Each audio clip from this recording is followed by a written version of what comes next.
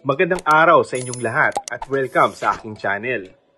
Hindi inaasahan ng kapamilya actress na siya ang gusto ng mga netizens na ipalit kay Lovie Poe para maging partner ni Coco Martin sa teleserye na FPJ's Batang Quiapo. In fairness, kahit noong unang mapabalita na gagawin ni Coco ang isa na namang TV remake ng classic action movie ni King Fernando Poe Jr., ay si Julia na nga ang naisip ng madlang people. Bago pa nga si Lovie, ang akala ng marami ay si Julia Montes ang makakatambal ni Coco sa nasabing proyekto dahil nga sa tagumpay ng tandem nila sa FPJ's Ang Probinsyano. Sa pahayag ni Julia, isa po talaga sa pangarap ko ang muling makasama sa trabaho si Coco.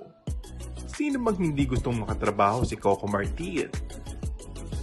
Tungkol naman sa muli niyang pagsabak sa pag-aaksyon, I've done action series before.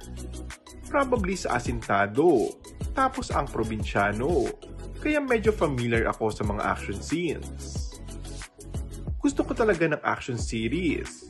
At syempre I'm finally happy to do this with Coco and everybody na nakasama ko na din sa Probinsyano. Chika pa ng actress. Samantala, matapos ang mahabang successful run ng FPJ series ng Ang Probinsyano, tila lightning strikes twice para sa ABS-CBN and TV5 with FPJ's Batang Quiapo, starring primetime king Coco Martin na pumapalo ng malalaking numero ang bawat episodes nito at trending pa sa social media. And that's all for our today's video.